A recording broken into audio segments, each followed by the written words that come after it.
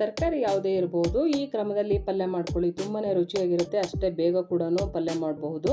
ರೊಟ್ಟಿ ಚಪಾತಿಗೆಲ್ಲ ತುಂಬಾ ಚೆನ್ನಾಗಿರುತ್ತೆ. ಒಂದ್ಸಲ ನಾವು ಪಲ್ಯದ ಪೌಡ್ರ್ ರೆಡಿ ಮಾಡಿ ಇಟ್ಕೊಂಡ್ರೆ ಈ ಥರದ ಪಲ್ಯಗಳಿಗೆ ತುಂಬಾ ಚೆನ್ನಾಗಿರುತ್ತೆ.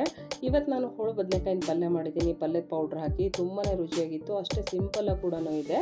ಇವಾಗ ಈ ಪಲ್ಯ ಹೇಗೆ ಮಾಡಿದ್ದೀನಿ ಅಂತ ನೋಡೋಣ ಬನ್ನಿ.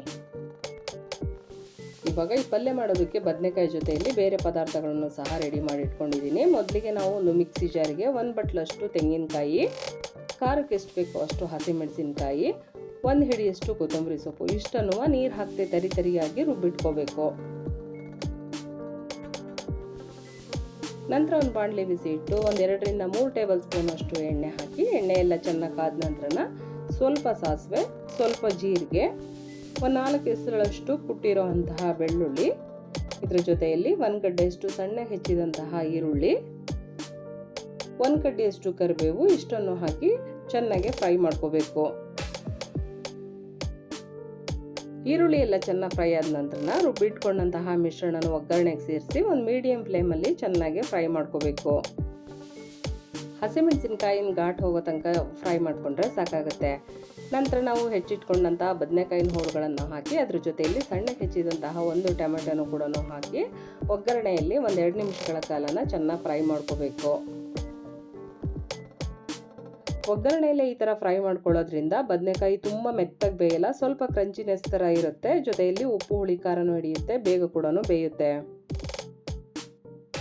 ನಂತರ 1/4 ಟೇಬಲ್ ಸ್ಪೂನ್ ಅಷ್ಟು ಅರಿಶಿನ ಹಾಕಿ ಇನ್ನೊಂದ್ಸಲ ಚೆನ್ನಾಗಿ ಫ್ರೈ ಮಾಡಿಕೊಂಡು ನಂತರ ರುಚಿಗೆ ಎಷ್ಟು ಬೇಕೋ ಅಷ್ಟು ಉಪ್ಪು ಸೇರಿಸಿ ಒಂದ್ಸಲ ಚೆನ್ನಾಗಿ ಮಿಕ್ಸ್ ಮಾಡ್ಕೋಬೇಕು.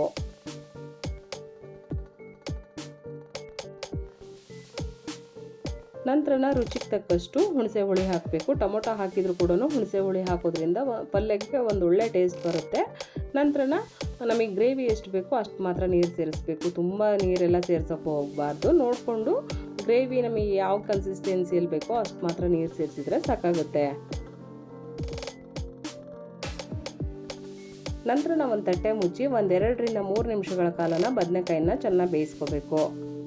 ಇವಾಗ ಬದನೆಕಾಯಿ ಎಲ್ಲ ಚೆನ್ನಾಗಿ ಬೆಂದಿದೆ. ಒಂದ್ಸಲ ಚೆನ್ನಾಗಿ ಮಿಕ್ಸ್ ಮಾಡಿಕೊಂಡು ನಂತರ ಒಂದು ಅರ್ಧ ಟೇಬಲ್ ಸ್ಪೂನ್ ಅಷ್ಟು ಧನಿಯಾ ಪೌಡರು, 1 2 3 ಟೇಬಲ್ ಸ್ಪೂನ್ ಅಷ್ಟು ಪಲ್ಯದ ಪೌಡರು ಎರಡೂ ಕೂಡ ಹಾಕಿ ಚೆನ್ನಾಗಿ ಒಂದ್ಸಲ ಮಿಕ್ಸ್ ಮಾಡಿ ಒಂದು ಮೀಡಿಯಂ ಫ್ಲೇಮಲ್ಲಿ ಕುದಿಯೋದಕ್ಕೆ ಬಿಡಬೇಕು.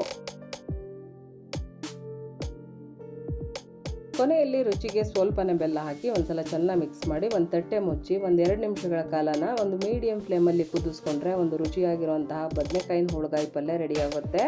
ರೊಟ್ಟಿ ಮತ್ತು ಚಪಾತಿ ಜೊತೆ ತುಂಬಾ ಚೆನ್ನಾಗಿರುತ್ತೆ ಮತ್ತು ಸಿಂಪಲ್ ಕೂಡ ಮಾಡ್ಕೋಬಹುದು.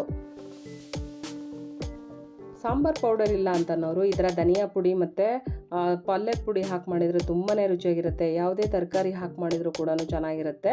ಜೊತೆಯಲ್ಲಿ ಸೈಡಿನ ನೆಂಚ್ಕೊಳ್ಳೋಕ್ಕಾದ್ರೆ ಡ್ರೈ ಆಗಿ ಮಾಡ್ಕೋಬಹುದು. ಈ ಥರ ಚಪಾತಿ ರೊಟ್ಟಿಗಾದರೆ ಗ್ರೇವಿ ಥರ ಮಾಡಿಕೊಂಡ್ರೆ ಚೆನ್ನಾಗಿರುತ್ತೆ.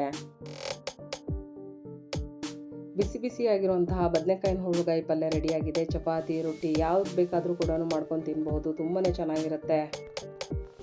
ಎಲ್ಲರೂ ಕೂಡ ಒಂದ್ಸಲ ಟ್ರೈ ಮಾಡ್ತೀರಾ ಅಂತ ಅಂದ್ಕೊಂಡಿದ್ದೀನಿ. ಇವತ್ತಿನ ರೆಸಿಪಿ ನಿಮಗೆ ಇಷ್ಟ ಆಯಿತು ಅಂದರೆ ಒಂದು ಲೈಕ್ ಕೊಡಿ, ಶೇರ್ ಮಾಡಿ, ಕಮೆಂಟ್ ಹಾಕಿ. ವೇದ ಜನನಿ ಚಾನಲ್ಗೆ ಸಬ್ಸ್ಕ್ರೈಬ್ ಆಗೋದ್ರ ಮೂಲಕ ಎಲ್ಲರೂ ಸಪೋರ್ಟ್ ಮಾಡಿ ಅಂತ ಕೇಳ್ತಾ thank you. Bye. Thank you for watching.